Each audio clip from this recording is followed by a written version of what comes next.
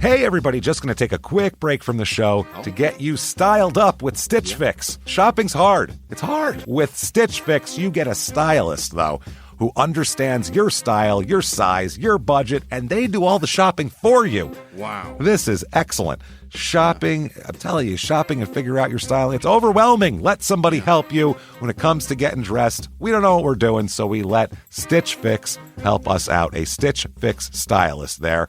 They know what works on us. We get the prices that make us look really good, and it feels good. You get some confidence boost walking around knowing that you're looking decent here. Oh, yeah. Yeah, we just give the stylist our sizes, style, budget preferences.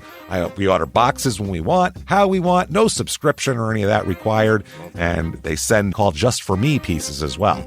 Like, maybe you'd like this, and it's awesome. Outfit recommendations, styling tips. You keep what you love, you send back the rest. It's super easy. Yep. You can do it, and we are doing it because it's excellent. Personal styling for everyone. Get started today at stitchfix.com/STM. That's stitchfix.com/STM. Now back to the show. Hey everybody, just going to take a quick break from the show to tell you a little bit more about Rocket Money. It's the start of a new year. It's the perfect time to get organized, set your goals, prioritize what matters most. And for me, top priority is getting myself together here. Financial wellness, doing that, which that feels important, you know? Just feels like adult stuff that you have to do. And thanks to Rocket Money, my goals feel achievable now. They show me all my subscriptions in one place, help me easily cancel ones I forgot that I've been paying for, which happened to me. Absolutely happened to me. I had, for years, I was paying for something. I was like, what is going on here? Rocket Money found it and saved me lots of money since then, because it's been a while. So they did a great job here. Rocket Money is a personal finance app that helps find and cancel your unwanted subscriptions, monitors your spending, and helps lower your bills so you can grow your savings. Rocket Money has over 5 million users and has saved a total of $500 million in canceled subscriptions, saving members up to $740 a year when using all the app's premium features. Cancel your unwanted subscriptions and reach your financial goals faster with Rocket Money. Go to rocketmoney.com/smalltownmurder today. That's rocketmoney.com/smalltownmurder. rocketmoney.com/smalltownmurder. Now back to the show. Hi, I'm Ashley Flowers, and if you're like me and grew up watching America's Most Wanted and reading Nancy Drew, then hi, you're a crime junkie. And I bet that passion for solving mysteries never went away, which is why we've assembled a team of reporters to dig deep into all the cases we still obsess over. Each Monday, my best friend Britt and I will bring you a case that you won't be able to stop thinking and talking about. So join us by listening to Crime Junkie wherever you listen to podcasts.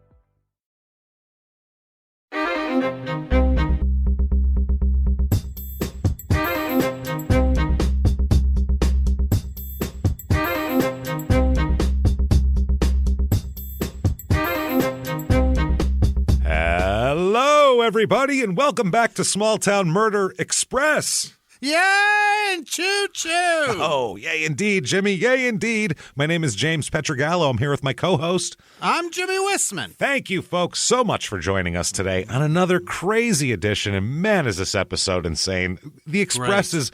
They're short, so they got to be punchy. They're going to be, they're going to be wild. Before we get to it, real quick, thank you for everything that you do. Drop a review wherever you are listening to this, whatever app. Give us 5 stars. It helps a lot. Also, head over to shutupandgivememurder.com. Get your tickets right now. Cleveland, you're up first, February 10th. Small Town Murder Live. If you've never been to a live show, come to a live show. It is a crazy comedy show, and it's so much fun. You get to hear this story and, of course, see crazy pictures, and then all the good comedy in between. So good stuff there. And of course, this is a Michigan episode. So people here, Detroit, May 5th at the Masonic. It's our biggest show up to that point we've ever done. It will be our biggest show ever. So come out strong, Detroit. We can't wait. Also, patreon.com/crime and sports. All your bonus material. Anything you could possibly want is there. Over 150 episodes of back catalog of bonus stuff, new stuff every other week. You get 1 episode of Crime and Sports, 1 episode of Small Town Murder, and you get access to it all for the low price of $5 or more, whatever you want to do, per month. So There we go. That was a good pitch. For crime and sports this week, which you'll have access to, we do the history of 10-cent beer nights at sporting events.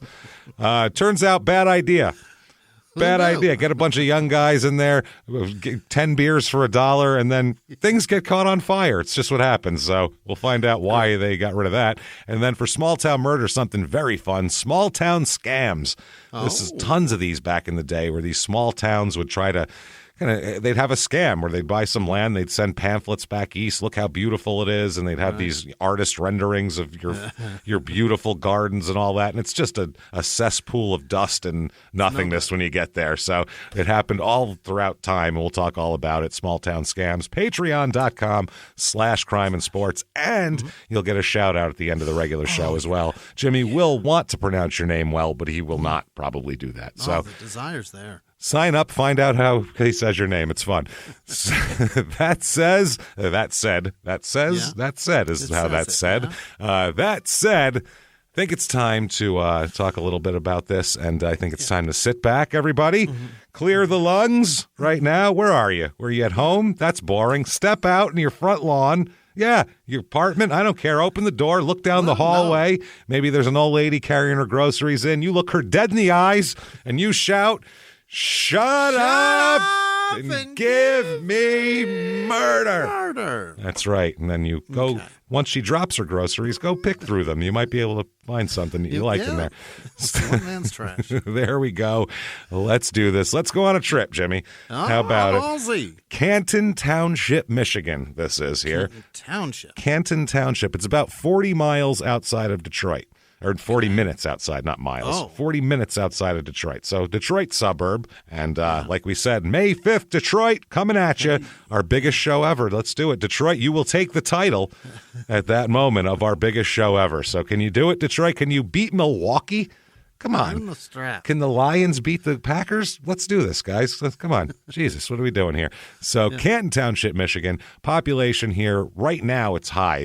When the case happened, it was much lower. Now it's 94,000 people. It's kind of it's swollen. Back when this case happened in the 80s, it was only in the mid-40s, high 40s of thousands of people. So still kind of in our range at that point. But it's definitely suburban over here. It used to be farmland and stuff, and it's kind of slow. It's west, just west, I think, from what I saw. Median income here is median household income $82,243. So doing all right. A good amount over the national average. So this is if you can get out here at this, for safety or whatever the hell, people, a little more room. Median home cost here $331,000, which is a little over the national average, but not terrible. Crazy. Yeah. Not crazy. A little bit of history here, just a little bit on the name of the town is mainly what their history is here. In 1829, they passed a bill creating the townships of Lima and Richland out of Buckland Township. And then the governor didn't approve it, citing a conflict for some reason.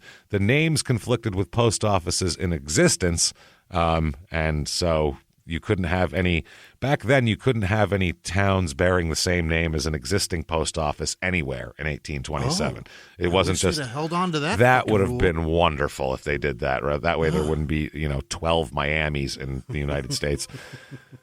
So the legislature then substituted the name of Nanking and the names of Nankin, the Chinese city, Nanking and Peking after Nanking and Beijing, which is Peking, in China. The name of Peking was they got rid of that when it was renamed Redford in 1833.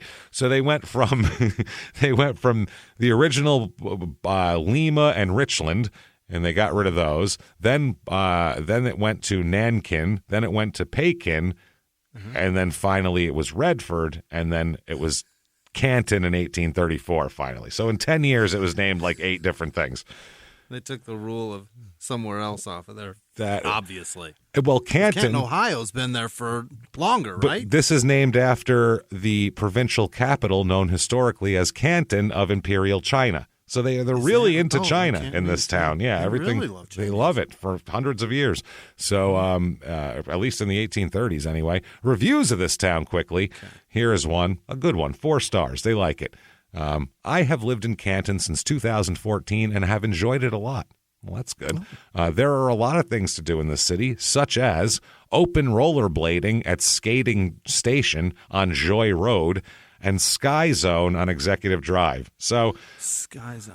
Yeah. Plenty of places to indoor rollerblade if you're into that, which or very bounce few on trampolines. Or there's that, yeah, one of those places, the Sky Zone. Canton is located next to the city of Plymouth, and there's a lot of things to do there also. Oh, so it's heaving over here. On Friday nights in the summer, there's music in the park, and a lot of bars surround that area. If I could change one thing about Canton, it would be how busy Ford Road is, and how obnoxious it is that the train tracks surrounding Joy Road and Haggerty always have stopped trains. Well, yeah, you're in a outside of an industrial city. There's trains everywhere. The city is known for all of its industrial car work. They manufactured so many vehicles there, so much that your road is called Ford. They need a train to get shit there. You got to get shit out of there somehow. So I feel like the train is a necessity. You'd need it. Here's 2 stars. There isn't a lot besides movies, bowling, putt-putt, and a few other things, but there isn't a lot. Have you heard of Sky Zone? I was going to say, you're not into open wheel rollerblading or whatever the hell that guy said he was into there. What was it? Open some shit. Open blade, rollerblade. What the open rollerblading? I guess that's just free skate. So you were picturing some different kind of rollerblade. Modified fucking Yeah, I thought it was like a special the thing. The rocket blade. He's just looking for open skate. Just here's 1 star. Yeah. Canton is the most miserable place to live. Okay. The people here are wannabe nouveau rich, busybodies who look for any excuse to go after someone. I don't know what that means. They get their jollies out of it. Oh, okay. Wow. It's very specific. Their jollies. Sounds sexual, right? Sounds like they're generally speaking, yeah. Sounds like they got their meat in their hand while that's going on. There we go. I got him. I'm going after him.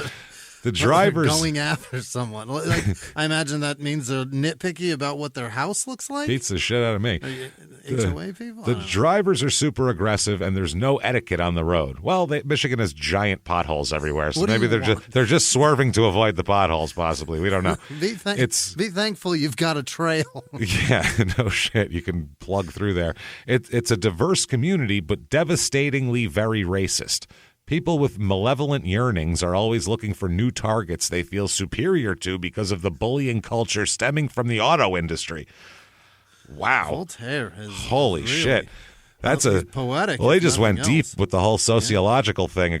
They traced it back to the auto industry, period. No fucking no talking. I don't know. That might be true. I have no idea. But anyway, things to do here. The Canton Liberty Fest.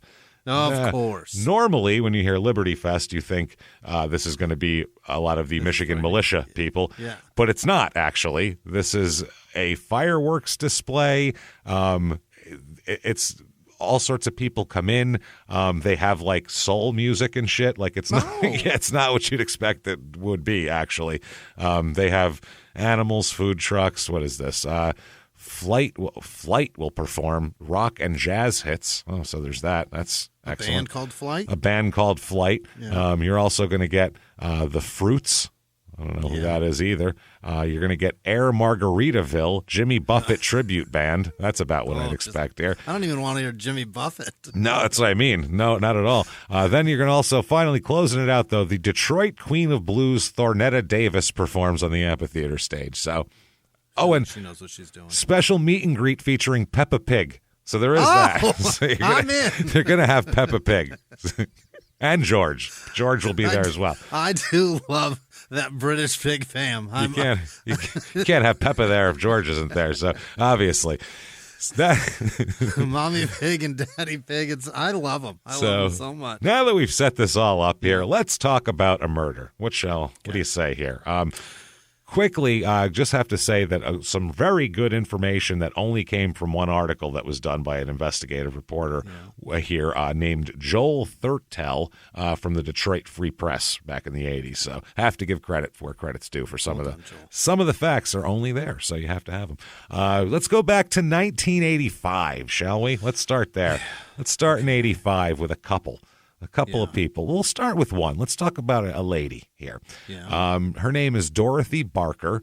She will later be Dorothy Tyburski, Tyburski, Tyburski. She's born in 1947, or 1948, I apologize. February 6th, 1948. Parents are Anna and Louis Barker. She's the sixth of 7 children. Jesus. So that's a lot of kids, one of the younger end. Yeah. By 7, I would just stop. I don't even think I could. I'd just be like, you should know how to dress yourself just from osmosis by now. Figure it out. I don't know. I'm tired. I'm tired, 6. Listen, 6, I'm very tired right now. Yes, I don't remember your name. There's too many of you. I remember the first 2, and then it gets blurry. So I remember the first 2. Then there's Big Head, because he tore up Mom's vagina. And then there's 4, 5, and 6, and 7. I don't know what else to do. There's Billy, Sally, Big Head, 4, 5, 6, 7. That's how my kids would be named. I don't know. And sometimes I mix up 4 and 5. Very complicated. So she'll be Leonard Tyburski because she met a guy, or she'll be Tyburski because she met a guy named Leonard Tyburski. Okay. Here, Leonard Tyburski. Yeah, she doesn't change to Leonard Tyburski. She meets a Leonard Tyburski. He is 5 years older, born in 1943. And so, a little bit older, but I mean, shit, back then, they weren't cousins and she wasn't 12. That's a legit marriage, That's pretty impressive. That's pretty good. And, he didn't play the piano or was a successful songwriter. I don't know. So he's originally from Pennsylvania. They meet when she is 16 and a sophomore at Detroit's Mackenzie High School. Oh. Yeah, she's 16. How did they meet, you ask? You wonder, since he's 5 years older? Down at the sock hop, maybe? At the malt at shop? the old soda fountain? Actually, no. An even more wholesome place, at school. How did they meet at school, you ask? Well, Leonard was Dorothy's biology teacher. No!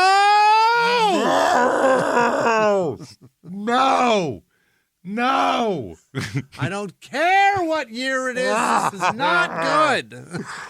Jesus Christ, man. The only time we've ever encountered this was in the Ty Cobb Crime and Sports episode, and that was in the 1870s, and we went, still no good. Even in but we were like, I don't know, maybe it was a farm situation. He was the only guy. They thought maybe this is ridiculous. Unbelievable. She lives outside a major metropolitan city. She'll find someone who's not her fucking biology teacher eventually, right? Parents, what are we doing? Horrible. And this is like 65? This is like, 60. No, she's 15. So, what is that? She's born in 48. 64, so, 65? 64, 65, 63. 63, this would be. 63. Don't like this. This is terrible. So, holy shit. It began when Dorothy arranged a date for Leonard and her sister, who was 18. Mm.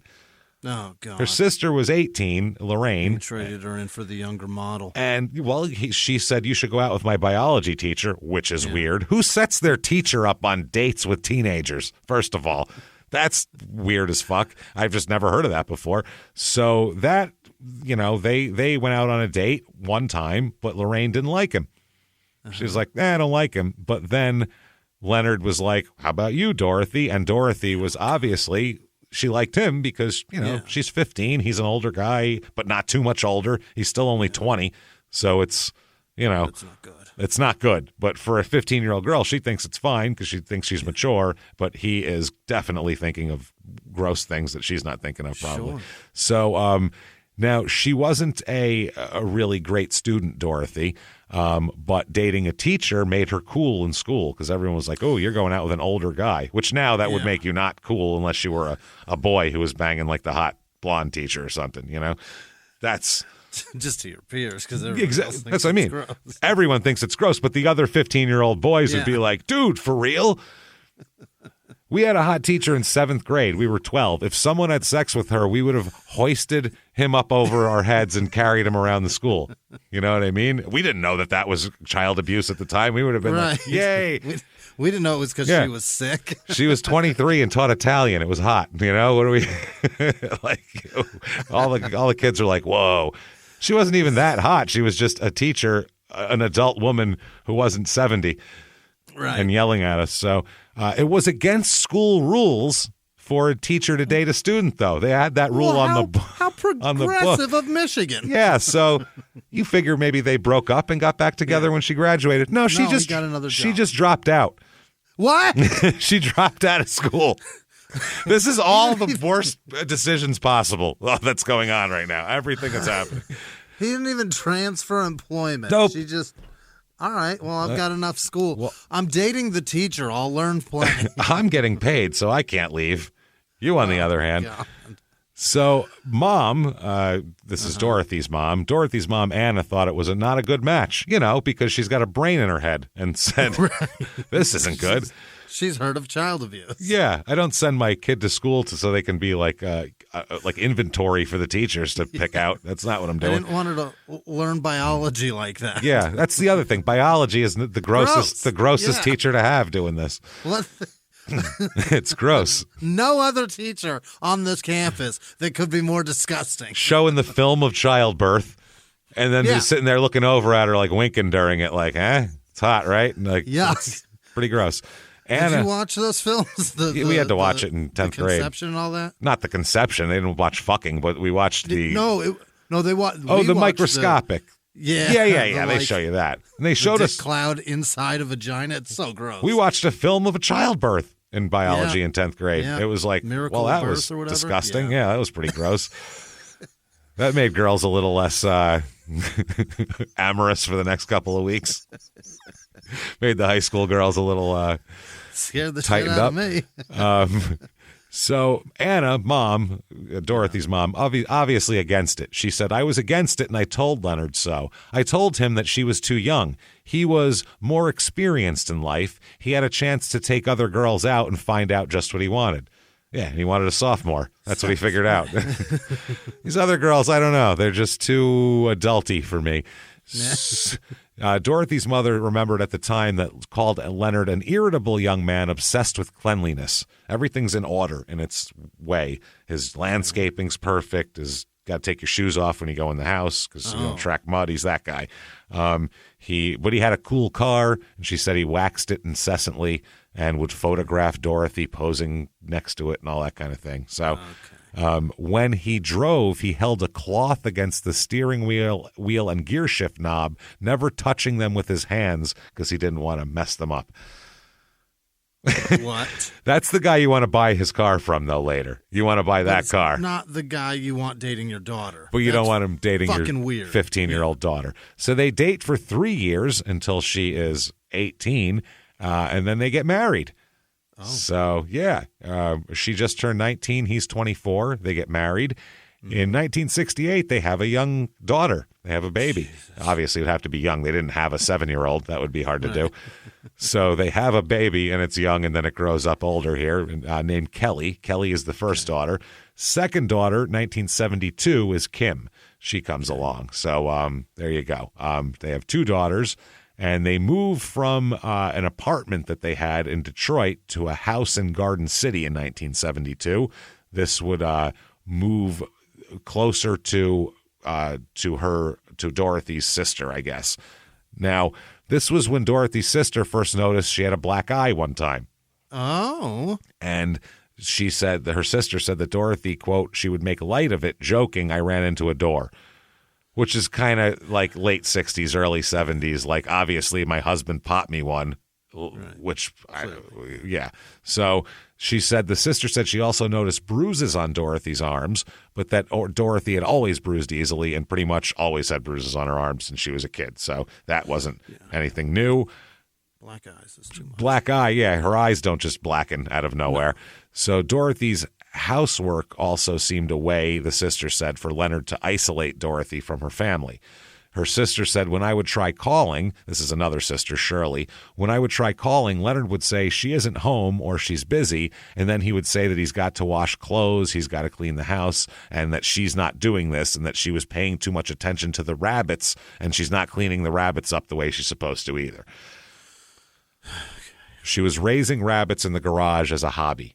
apparently here. He's very nitpicky about all of this. Oh, boy, yeah. And rabbits are dirty, too, and they smell like shit, so he's going to be... Oh, my God, they constantly shit. They are a machine gun of shit. Something for him to bitch about even more and even more. Yeah, it is. It's really a... Holy. It's a shit hose coming out of there. Yeah. So he was mad about that. She bred tropical fish. She created painted ceramic figures and made macrame purses. Trying to find some shit to do.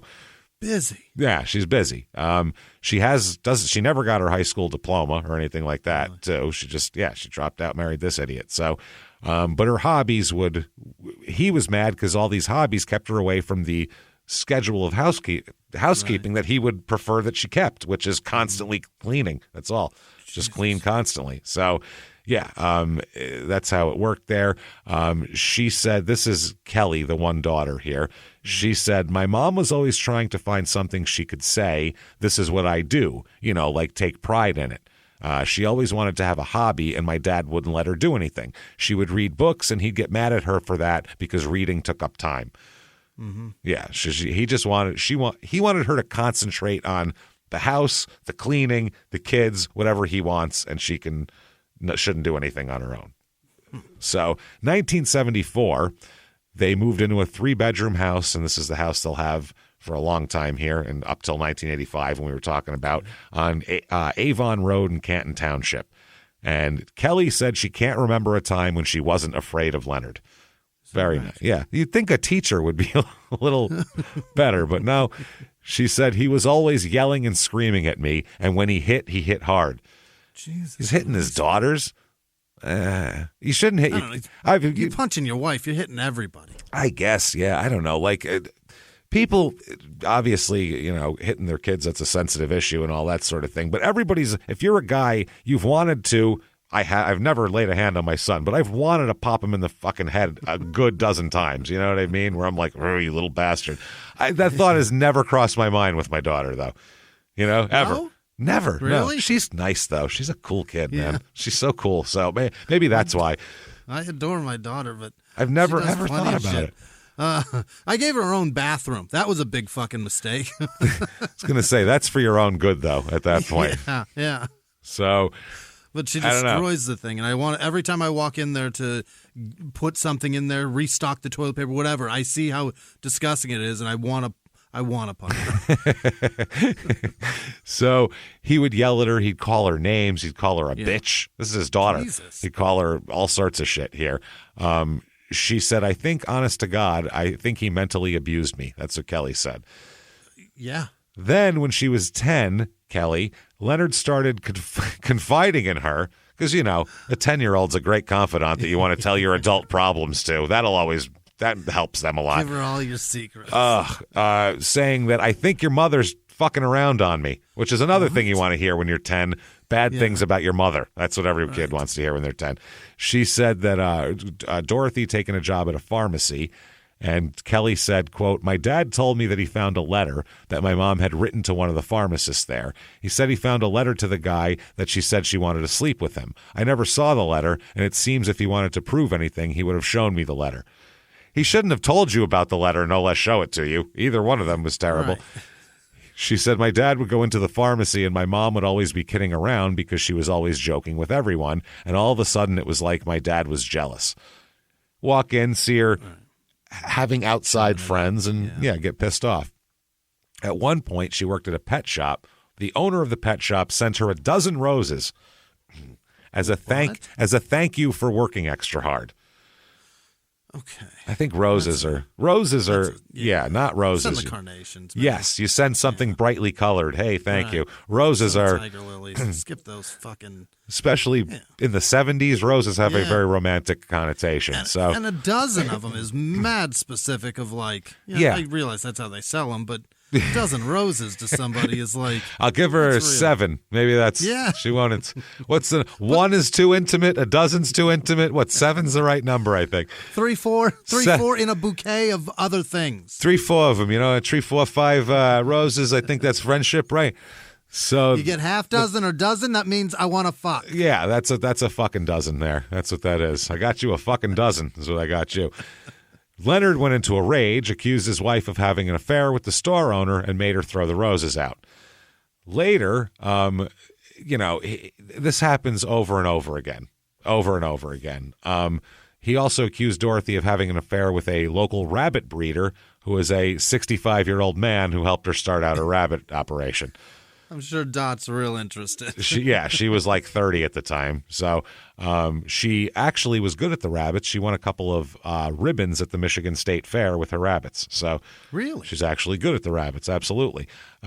Kelly, when she was little, her father would tell her that one point he told her that he had seen a man running naked inside the house, just running around with his dick flopping around everywhere, balls akimbo, and that was more of this story, sir.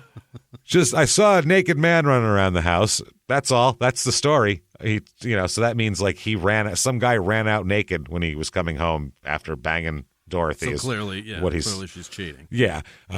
So this was constant, though. This was for years. He's telling Kelly this over and over. Kelly is like the one he tells about this.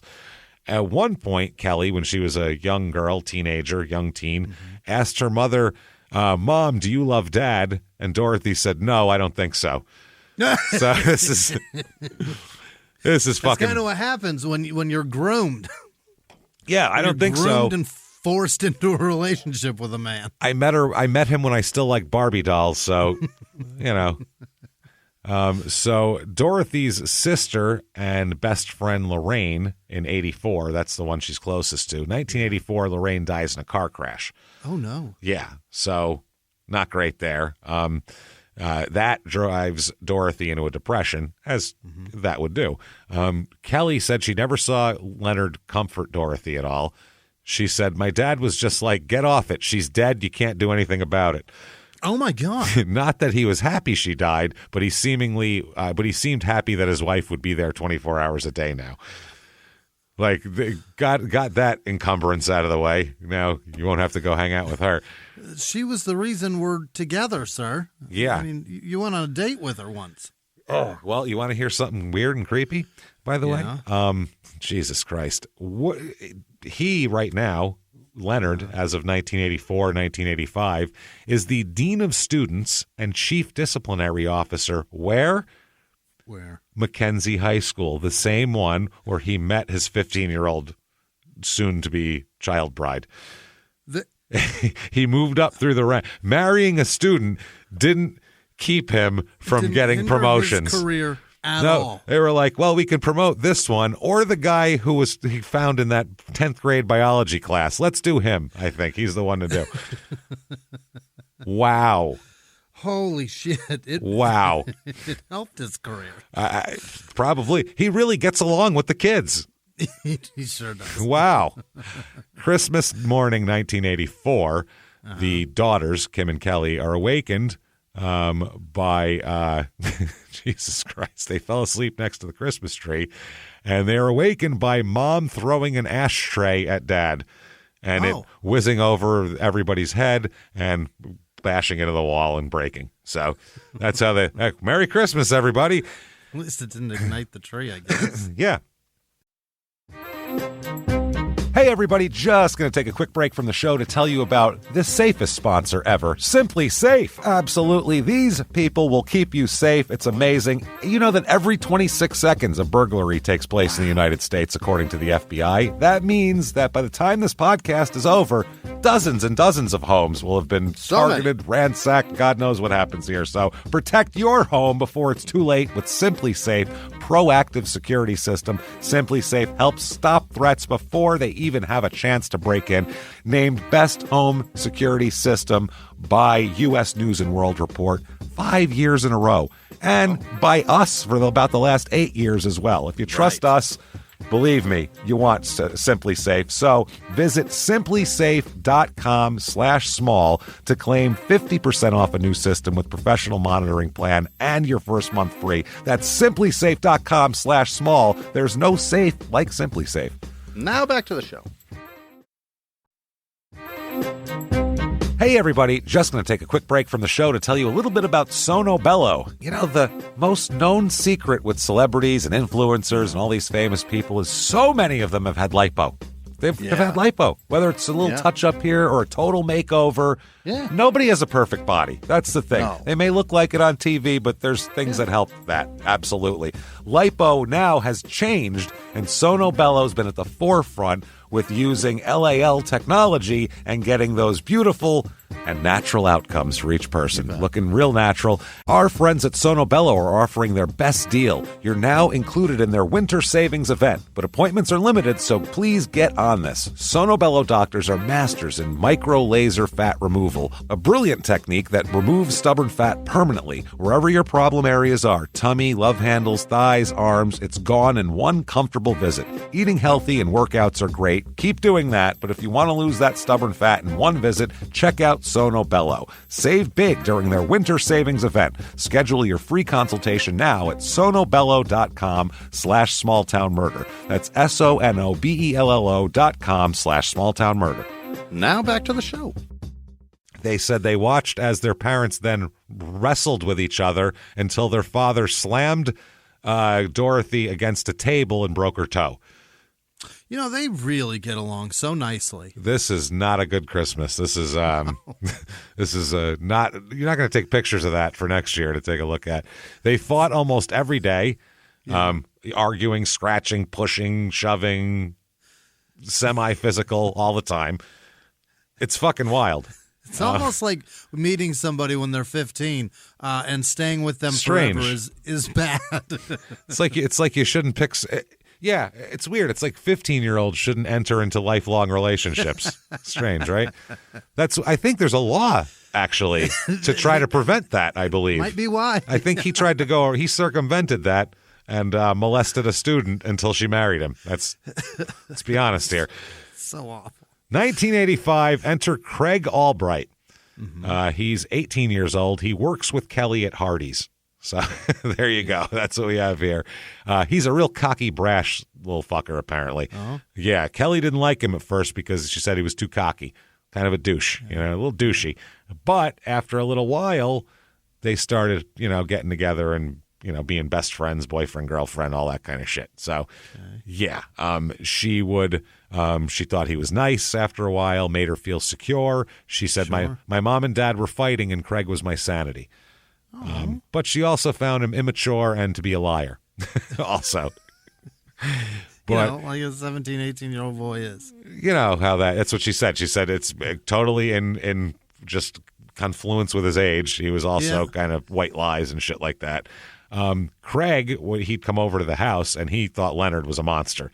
He described him as, to him, an Adolf Hitler type, loud, tyrannical man who demanded that Craig take off his shoes at the door. He's that guy. Tell me about Leonard. Well, the worst person in history? He's just like him. He reminds me of somebody. Hold on, I'll get it. That guy, that guy, I'm Burt Reynolds? No, not him. Another guy with the mustache. With the mustache. Tom Selleck? No. Close. Hitler. That's the guy. Adolf. Heard of him? Hitler. Reminds me of Hitler. Hitler's very famous for making people take their shoes off when they came in the house, by the way. That was more than the Holocaust, really. I hear that was really the policy that got people. Really his hang up, yeah. Yeah, and Auschwitz had a shoes off policy when you came in, and that's what they were up. It wasn't so much the murdering of mass genocide. Yeah. It was really the shoe policy that got people upset. If you look in history at the pictures of the concentration camps, there are piles of shoes. That was his thing. That was just shoes off and the soldiers too. They didn't like it either. The shoes off. Everybody shoes off. No boots. Everybody in socks now. Let's do this. So this is ridiculous. Always shouting at the kids, even in front of the friends. Also, apparently Kim kind of withdrew, the other sister too. She was trying to hang out in a room. She plays drums and shit, and just kind of drums are. If you're a kid that's got bad shit going on around you, drums are something you can do. Not only does it take up your time, but people could be yelling, screaming, fighting. Yeah. Ashtrays can be whizzing over people's head. But you don't hear fucking shit. Can't hear you. Drumming. Shutting it out. It's a damn good tool. It is an absolute perfect analogy for withdrawing. So After a while, it was Craig, Kelly, and Dorothy started hanging out together all the time because they were kind of, bunched up together, scared of Leonard. So then the three of them started going to movies together and stuff. Dorothy would go out with them, and she was like 18. You'd think she wouldn't want her mom coming to the movies with her and her boyfriend. Yeah. Kelly says, Craig and I had a great relationship in the beginning. My mom really envied that at first. Then she started talking to him more. He would come around and we would have these great discussions and my mom would get in on them. And I finally saw that my mom could laugh again. She finally could find some relief from her family and from my dad. Then my mom started getting really attached to Craig. September 1985, Craig has a fight with his grandmother, who he's lived with for years since his parents kicked him out a few years ago. Craig's a great guy. So he's homeless at this point. Kelly offers to let him sleep on the couch in the living room, which I'm surprised Leonard's going to allow, honestly. I mean, it's the most forgiving and kind-hearted Hitler I've ever heard of. That's what I mean. He's going to let the ne'er-do-well Hardee's employee boyfriend sleep on his couch. Fucking sweating it all up. Yeah, all humid in a Michigan summer, sweating it up. No. White lion all over my couch? Nope, not happening. So Kelly thought this would be nice, but Craig he said that he would be asleep in the living room and then he would wake up and feel like someone was watching him. And like staring at him, he would be aware that someone else was there, like what's going on, and he thought it was Kelly coming to ogle him because he's such an Adonis in her eyes, but it's Dorothy. Oh my! Dorothy would talk to him. She'd come in when she was upset about something and tell him what she's upset about. Then she kissed him. Yeah. So Craig told Kelly what was going on. Craig's like, "Yo." What the fuck, Craig? Yeah, during the day when you're not here, we're alone, she'll ask me to take her to the store to get some cigarettes, and he's like, she'll hang all over me and shit. It's fucking weird. Yeah, it's strange. Very strange. Kelly says she remembered waking up twice in the night to find Craig laying on the floor in her room because he said, I can't sleep out there. So, yeah, one time Craig was sleeping in Kelly's room and Dorothy popped in and opened the door and said, damn it, and then slammed the door. And Kelly was like, what the fuck's going on here? Why? Yeah. And if she's so mad, why aren't they kicking Craig out? So Leonard also noticed Dorothy was into Craig a little bit here. One day, Leonard said to Kelly, your mother and Craig slept together or they fooled around, he said, and then he went to work. Just to drop that on you when you go to Hardee's. Enjoy. Enjoy making your burgers with that on your fucking soul. So take this stain. I'm tired of it. When he got home that evening, he checked out Kim's room and said, that's proof. The bed's kind of messed up. See, they did it on her bed. That's what happened. She saw the corner of the bedspread was slightly askew, Kelly said. That was proof. Just enough. Yep. September 22nd, 1985, Dorothy attempts suicide. She takes a big fistful of pain pills that she had for a back problem. Kelly comes home from work and found her mother at the kitchen table writing, and no one said anything to Kelly. There was obviously tension in the house. She said, what's going on? And Dorothy said, I have something I want you to sign. I took a bunch of pills and I'm going to die. So I want you to sign this. Very calm. She said, very matter of fact. Yeah. How was work? Anyway. So her father from the living room said, she's not going to die like that. Like she's being a drama queen. And then she's like, oh, no, I took a bunch of pills and I'm going to die. And Kelly's like, what the fuck is happening in this house? Jesus Christ. So Dorothy took off and put on her coat and left. Finally, they went out. Kelly ran out looking for her and knocked on a neighbor's door and called the cops and the ambulance. They ended up finding Dorothy passed out in a parking lot down the street. Wow. She walked and didn't make it very far. A half-mile away, behind the bank, is where they found her. So they pumped her stomach and all that kind of thing, and she came out of it here. Yeah, she said when she came out of her shit in the hospital, she gave Kelly a kiss on the cheek, and then she kissed Craig on the lips. And Kelly said, "What the fuck? Kelly said, that got me a little bit uptight. I just thought, okay, my mom is chasing my boyfriend. This is getting a bit out of hand. And Albright said, I wasn't too happy either. Or Craig said, I wasn't too happy either. Kelly asked him about it later, and Craig told Kelly that her mother told him that she loved him. Oh, boy. I thought it was you. I was on pills. Leave me alone. Yeah. Kelly then said, okay. And then the next thing is Craig didn't offer any more information. I think I'd ask more, probably. Pardon? Yeah. So is she fucking Craig? Well, apparently over this time, Craig admits that they had 2 sexual encounters, him and Dorothy. He said, quote, I was only 18 at the time. He said he felt the whole situation was a little bizarre, and he said, looking back, I think Dorothy would have liked anybody that came through there, just somebody to get out of the whole thing. So September 28th, they get a message from the Barkers, who are Dorothy's parents, get a phone call from Leonard saying, Dorothy's taken off. Can I bring Kim over? I got to go look for Dorothy. How old's Kim at this point? 18? 15. Okay. Going on 16, somewhere in there. Actually, no, she's younger. She'd be like 14 at this time. So, can I take Kim over here? Which is, she could probably stay home by herself, but either way. Craig, later that afternoon, comes into Hardee's barefoot and shirtless, which as an employee, he should know that that's not allowed, probably. It's right on the door, to see Kelly, and his hand was bleeding. And he was talking so quickly that Kelly couldn't even understand him. He said he'd been washing his car in the driveway at her house when Leonard came out of the house and told him to leave for a half an hour because he wanted to talk alone with his wife. Craig said okay. He returned to the house an hour later, and Leonard was outside yelling and screaming, telling Craig to get the fuck out of here and get lost. Yeah. So he said they got into some kind of fight or something, Kelly says. Quote, your dad won't even let me into the house to get some clothes. He won't let me near your house, and your mom's gone. That's why I'm half naked. Yes, that's why I have no shoes or shirt on. So Craig said that he worried that Dorothy confronted Leonard and told her that she'd been banging Craig. So now Craig had to tell Kelly, look, I've been banging your mom. Oh, God. I'm worried that your dad knows. So Kelly said, well, why is your hand bleeding? And he said he cut it smashing his car mirror with his fist after Leonard refused to let him come in and get some clothes. He punched his own car. Yeah. So then the phone rings at Hardee's. And because, who the hell calls Hardee's? It's Leonard.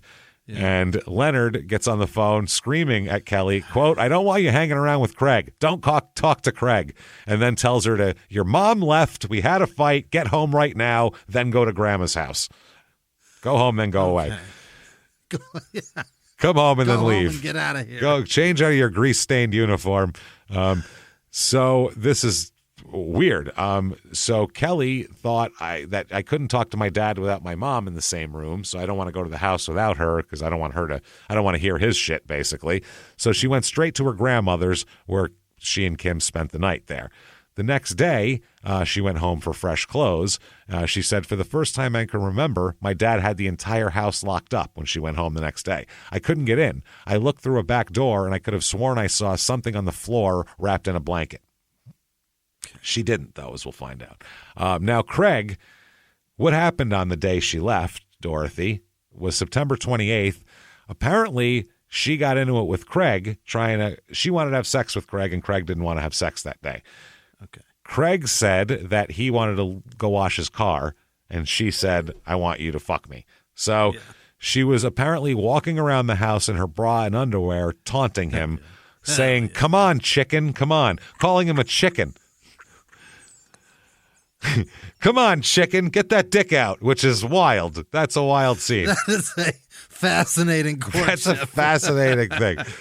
There's also, everything mixes together there. I mean, if you flip the gender roles, that's a way different conversation. Some guy in his whitey tighties going, come on, chicken, get them panties off. That's scary.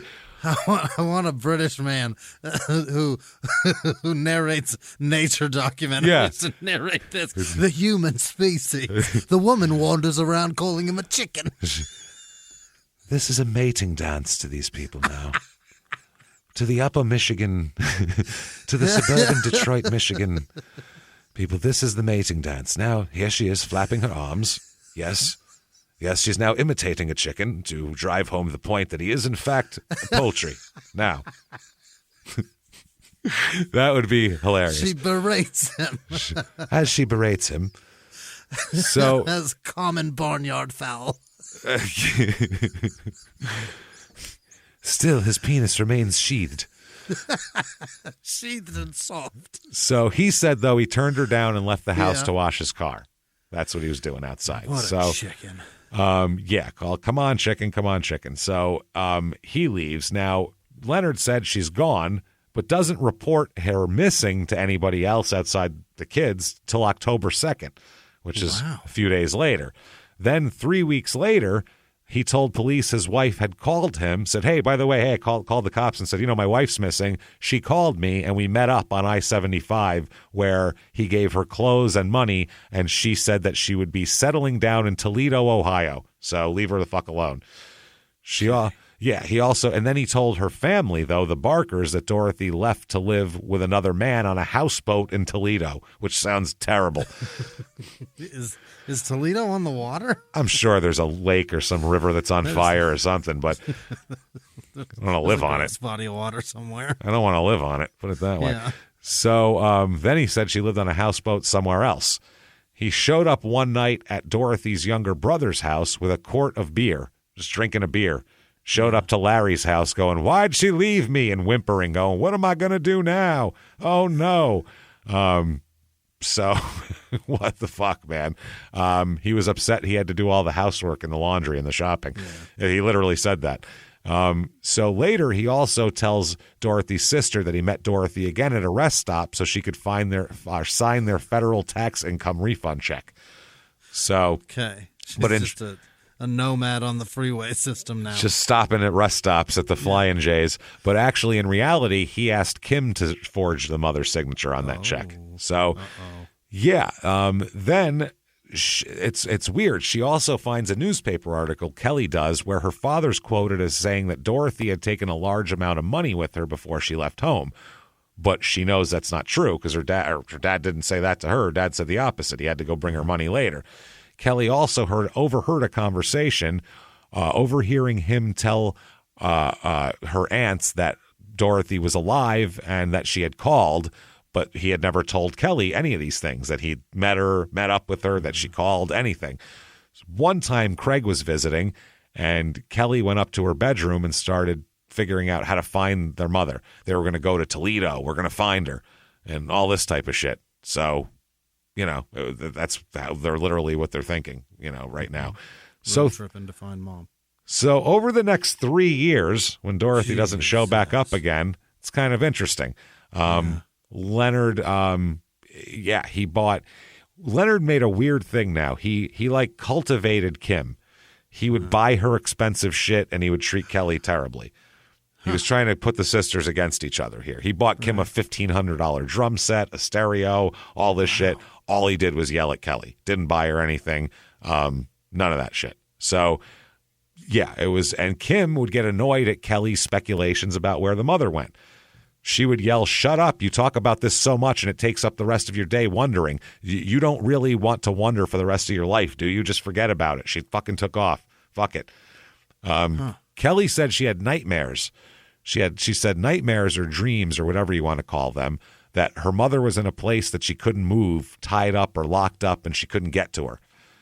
Her college roommate, Kelly's college roommate, said she woke me up sometimes during the night with nightmares and told me she had a dream about her mother and then went back to sleep. It was a really touchy subject, as I would imagine it would be. She said that she started talking about how she envied me because I had a really good relationship with my mom. Another friend of hers named Bill from school said, quote, she was real bummed out about her mom's disappearance. What a fucking 80s way to put it. Dude, she's totally bummed, bro. Like, I was like, hey, you want to party? And she was like, kind of bummed right now, bro. And I was like, totally get it, man. Fucking, she was a little bummed. Maybe next weekend, bitching. Real bummed, man. All right, cool. Rad. Bummed. So, in late 86, Leonard calls the police and says to cancel the missing person investigation because he heard from his wife. So then, though, Dorothy's sister found out about that and said, no, reopen the fucking case. That's bullshit. I haven't heard anything. They do reopen the case. They go reinvestigate. They talk to the pet store owner with the roses and all that, unrequited love, some shit like that. Leonard also would censor his daughter's mail at this point, intercepting their aunt's birthday cards, invitations to family gatherings, that sort of shit. And so the kids assumed that Dorothy's family didn't want to have anything to do with them. Mm-hmm. Leonard promised Kelly a big party when she graduated from high school in 87. She ordered the invitations, but he told her to cancel it because he said, no one will come. The family doesn't like you. Okay. So March 87, relatives keep telling the cops they suspect foul play, talk to Leonard. So they sit Leonard down for a polygraph test. Oh, boy. And he passes it. Really? Yeah. So the cops said there really wasn't any more that we could do to follow up on. I mean, that's the dead end of the investigation. There's no evidence, and we polygraphed him, and he passed it. So what do you want from us? He said she left. Once she left the house, anything could have happened to her. Later on, through all of this, now Kelly felt bad for her dad, and a lot of people felt bad for him now because they're like, oh, well, we fucking suspected you. That sucks. Right, so September 1988, a neighbor calls police saying that she saw Dorothy at a restaurant, obviously still alive, not like stuffed in the corner or something as a mascot, like eating. But that doesn't pan out. Nobody ever sees her again. Through all of this, there's a freezer in the basement, a Sears Cold Spot freezer, one of those, lift up. They last forever. Yeah, I have one in my basement. It's great. Yeah. Sarah puts meat in there. It's wonderful. So I love it. And it's good for frozen pizzas, too. They don't fit in a regular freezer very well for a big Red Baron there. So that's true. Kelly said she was looking at the light around Halloween of this year, and she said Kim said she was downstairs playing the drums, and it was so dark in the corner, so you could just see this little rectangle of orange light coming from it. It's like that shows it's on and working. Yeah. So you see this sort of thing. It's really bright, and she said I would find myself staring at it while I was drumming. It was something to focus on. So she said, then she thought about it. Why haven't I been in the freezer lately? That's weird. So then she tried it, and it's a locked freezer. So she said she went up and got a paper clip and went downstairs and tried to pick at the lock, but it wouldn't open. So she said, well, I don't need to see roast beef from fucking 2 years ago. Who cares, So she threw it away. A few weeks later, Kelly said she and her friend were home from school, and the kitchen freezer didn't have a lot of food in it. So she said, I bet there's shit in the freezer downstairs. Maybe I can get in there. But they couldn't find the key. And Leonard said that Dorothy took it with her. It was on her key ring. So when she took off, in there is real old. He said, we haven't been in there in forever because we don't have a key for it. So, it's a little strange. New Year's Eve, Craig and Kelly are still talking about the mother's disappearance. And Craig says, maybe you should open the freezer just to satisfy your curiosity. And she's like, yeah, Dad probably stuffed her in the freezer, right? And they're laughing. And he says, take a screwdriver and fucking jam it in there. It'll open eventually. It's a freezer, not a bank vault. Attaboy, Craig. January 2nd, 89, Kelly's in the basement here, and she's looking at the little orange light again. Just looking at it here. Her sister's upstairs drumming, and she's thinking about it. She's looking at this little light. She's looking at everything. She said that when her mother lived there, her mother used to polish the freezer once a week with car wax because that's how Leonard wanted it. Waxed. He wanted the outside of the freezer in the basement. Freezer waxed. Waxed. That's crazy. You know what? I bet Hitler would tell you to do that, probably. Never mind the shoes, but he'd be like, wax this freezer in the basement. It will be waxed. Wax the freezers. That's what it would be. You know it would be. So she, and they said they've just been, now it's dirty. They sit on it sometimes. It's got dust on it. Kim will bang her drumsticks on there. She's fucking around, that sort of shit. Hasn't been waxed in years. No wax on there. Hasn't been opened in 3 years. Yeah. So they said, that's weird. I wonder why Daddy's so cheap. Why wouldn't he have broken in and got the food out? You know what I mean? Right. That's so strange. Really strange. And she said it was just really weird. So she saw there was rust on the lid. She saw rust on it that was once perfect here. So she said, She went upstairs. She grabbed a screwdriver and a paint lid remover from a shelf, and she jammed it in the lock and moved it around and popped it open. Few inches, and there's Dorothy. Oh, my. Dorothy is formed over the meat, like on the meat. On the meat, there's ground ham, frozen hamburger patties, and kielbasa that she's on top of. Unbelievable.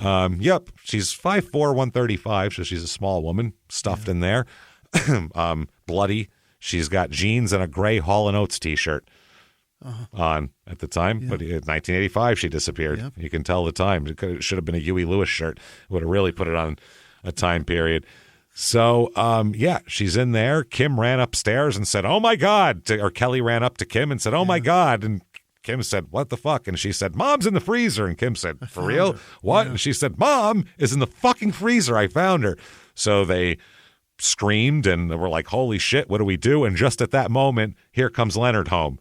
They're like, "Ah, what do we do? Holy shit." Slam the door. Don't say anything. Yeah. So they were like, "Okay, just Kelly said, Kim said, "Just think, Kelly, if Dad knows we found out what happened to Mom, he might do it to us. Calm down. Yeah, right. Chill out. You saw Mom. Picture you in there." Yes. She said, "We could be bunking with Mom for all we know. Let's fucking chill out." Smart. So they ended up escaping, getting out of there, acting totally calm. "Oh, yeah, okay." They're talking about just daily shit. "Oh, yeah, I'm going back to school. Yeah, no problem. This is great."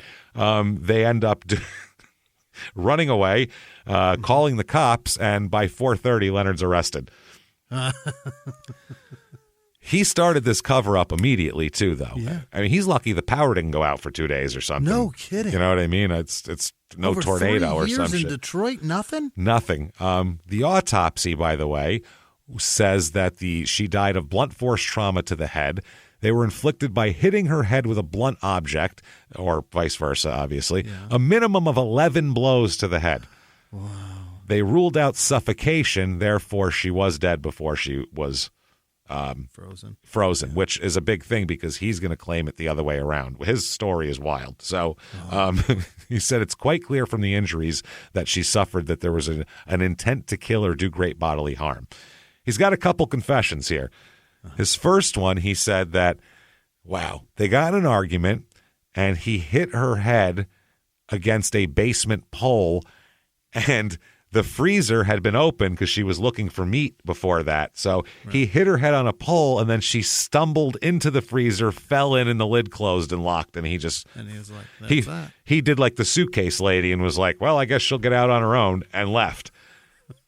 And then he said that he came back later and the freezer was closed and she was dead. And he said he was deeply ashamed about that, leaving her there. So it made up the fact that she's a I-75 roamer. Second story was heat of passion, self-defense. He said that his wife told him that she wanted to leave for a couple of weeks, that she no longer loved him. He replied that he still loved her and that, he doesn't want her to leave. He then asked Dorothy whether she was having an affair with Kelly's boyfriend here. Right. She wouldn't answer. Then she grabbed a knife and a fork and went downstairs to get something out of the freezer. Apparently she's just going to eat it right out of the freezer. That's how you separate hamburgers, though. You got to use a knife and a fork to get them apart when they're frozen. That's how. Yeah, you got to pry them. She then said that Craig's going to have to get out of this house. Banging my wife is a bridge too far. My daughter's one thing. She said, "Craig's not going to leave. You are. You're leaving." Oh, yeah. He said she wanted me to leave and stay at her mother's house for a couple weeks. Go stay at my mom's house. She said she didn't love me anymore and needed time to think. And, so she said, "Yes, I am having an affair with Craig. I love Craig. He's a man. You're not a man. You're a wimp and a punk and a bastard. You're leaving. Get out of here." Yeah. Then he said she picked up the freezer food containers and started throwing them at me. Okay. And she also threw the knife and fork at me. Oh. I ducked. He then says, quote, "She came at me with her hands. I grabbed her and tried to prevent her from scratching me. I pushed her away from me. Somehow she retrieved the knife. I was in shock because I guess I realized my wife was having sex with this kid. When she came at me with that knife, I never saw a look like that in her eyes. They were red. I was afraid." She had red eyes? She turned into a demon is what happened. just a 18-year-old sex demon now. No. Come on, Leonard. He said, You beat her to death because you're mad. Because you're mad because she fucked a teenager. Be honest. Right. I grabbed the back of her head and started smashing the back of her head against the beam many, many times. I wanted to get her away from me. I was completely out of control. I grabbed her and threw her with every bit of energy I had into the freezer. She was still calling me names and yelling, Craig, Craig. While she's in the freezer? While she's in there, yeah. Get me out, I guess. So He then went upstairs to wash his hands and change out of his bloody shirt and shit. He said, my heart was beating so fast I'd never experienced a sensation or feeling like that before. Felt like it was going to come out of my chest. And he said he didn't want to tell the cops because he was afraid to what would happen to his daughters. You know, he didn't want them to go through it. He said, I closed the lid on the freezer. I just couldn't stand to look at her. I felt so terrible and ashamed that I had done that. And he said about his daughters, I thought at that age it would be too horrible for them to see their mother that way. Well, don't show her them in the freezer. In the coffin at the funeral would have been fine. Yeah. Jesus Christ, and to understand what happened. It worked for Kim, but it made Kelly more unhappy. It never occurred to me that they would open the freezer. That's the last thing I would want the children to see is their mother that way. That's probably true, but outside of that, I don't know what else is. So, yeah, that's his story. She came at me, man. How the fuck did he pass a polygraph? He's good. I don't know. He's good at it. Whatever he said, he's said it so many times he literally believes it now? People who are true, like, psychopath liars, I don't know if he is or not, but people who are can pass polygraphs because in their mind, they can put that out of their mind to where they don't think it even happened to them. That's wild. He may be good enough at it. He was molesting children. Who knows? Yeah, that's what I mean. His wife, the cop talking to him, said that he said things happened, uncontrollable things, and the cop also said it appeared he felt sorry for her. He kept her in the basement for 3.5 years. His reason was that he loved her and he didn't want to part with her. Yeah, I think the reason is it's really hard to get rid of a body. The kids at school at Mackenzie were like, oh, that sucks. I liked Mr. Tyberski. One kid said he was kind, helpful, and just pretty normal. Said if you were straight with him, he'd help you out of almost anything. He'd talk to your teachers for you, give you bus tickets to get home. He was very nice, and I don't want to believe all of this. Well, you know what? Why is he being nice? Yeah. He's a child molesting murderer. That's the other thing. A 14-year-old kid said, I heard people in the office asking everyone if they heard that Mr. Tyberski put his wife in the freezer. I didn't know what to think. I always thought he was a normal-looking, normal-acting person. Then someone said he would tell stale jokes and laugh at them. They weren't really funny or anything, but he'd laugh. He was a really nice, pleasant guy. He'd tell dad jokes that the kids didn't understand about bands from 30 years ago. And then he'd giggle. So in court, his defense is self-defense. And in the opening, his lawyer says, if you came to this trial expecting to see an evil man, a demon, I think you're going to be disappointed.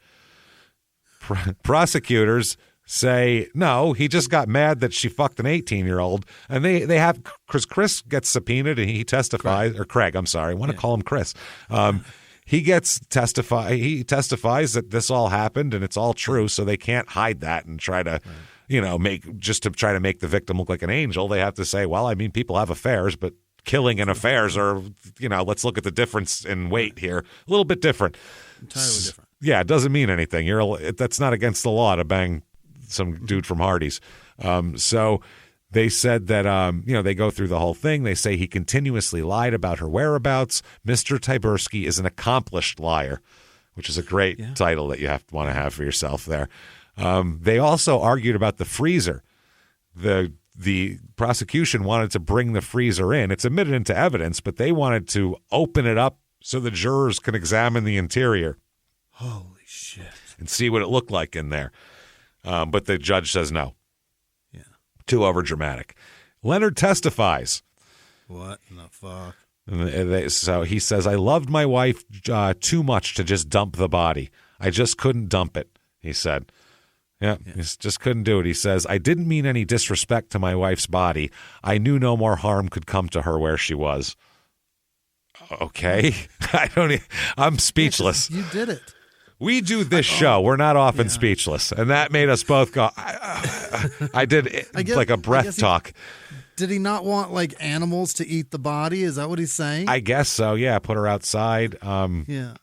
That's it. He said that also the state police science person said that she couldn't have fallen into the freezer because of the position of her body and the way that the blood was smeared. He was moving her around to make her fit.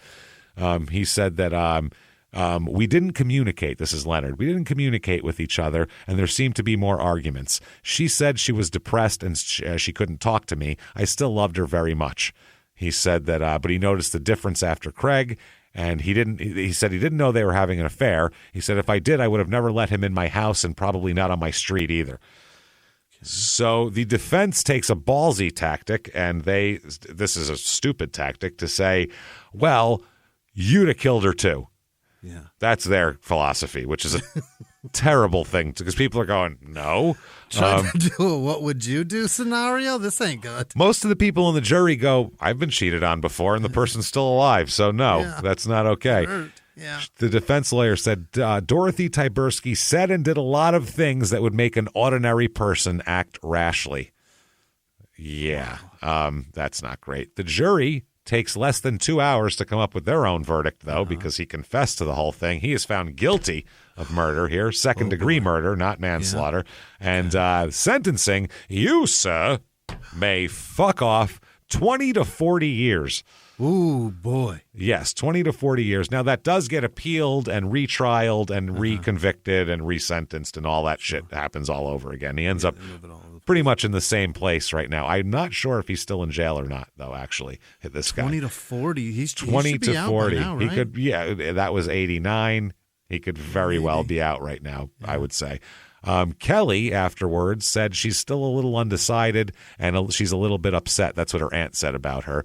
She said that the verdict left Kelly torn between her dead mother and her jailed father here. So she said they did put him in jail right away, so she can't talk to him. A few days down the road, she'll realize that this was the best thing that could happen. That's what the aunt says. Yeah. So this guy, though, was like...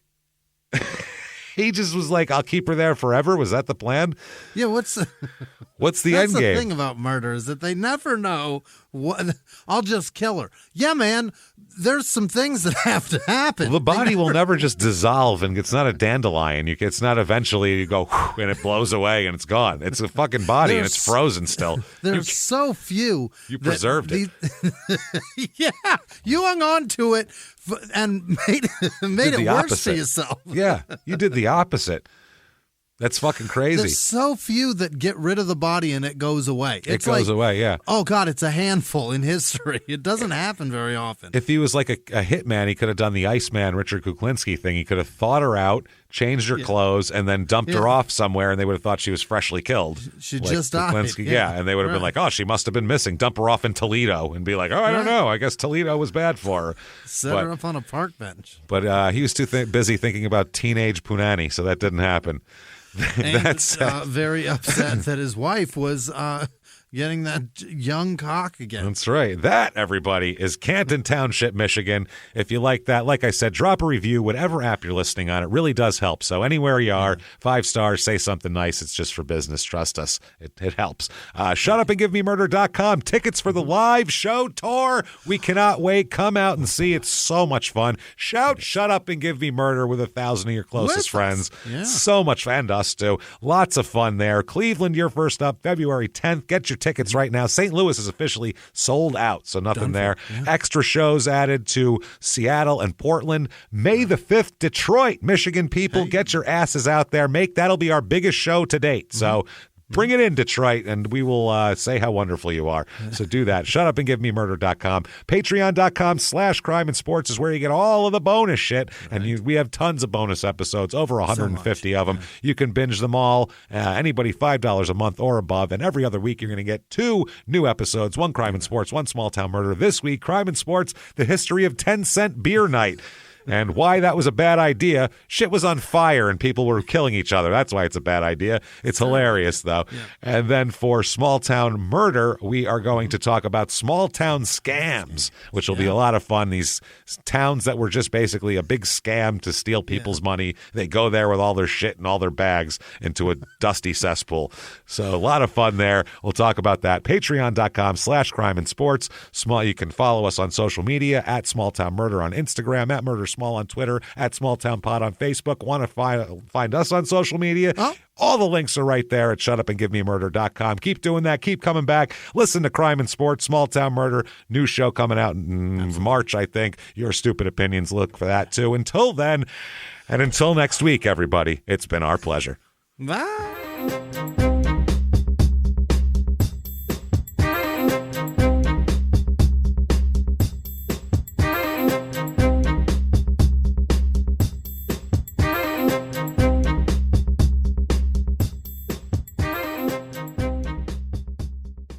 If you like Small Town Murder, you can listen early and ad-free now by joining Wondery Plus in the Wondery app or on Apple Podcasts. Prime members can listen early and ad-free on Amazon Music. Before you go, tell us about yourself by filling out a short survey at Wondery.com/survey. It takes one guy out there to say, who's that Kyle who thinks he can just get on a microphone on a podcast and start publicizing this? From iHeart Podcasts and Tenderfoot TV comes a new true crime podcast, Crook County. I got recruited into the mob when I was 17 years old. Meet Kenny, an enforcer for the legendary Chicago outfit. And that was my mission, to snuff the life out of this guy. He lived a secret double life as a firefighter-paramedic for the Chicago Fire Department. I had a wife and I had 2 children. Nobody knew anything. People are dying. Is he doing this every night? Torn between 2 worlds. I'm covering up murders that these cops are doing. He was a freaking crazy man. We don't know who he is, really. He is my father, and I had no idea about any of this until now. Welcome to Crook County. Available now. Listen for free on the iHeartRadio app, Apple Podcasts, or wherever you get your podcasts.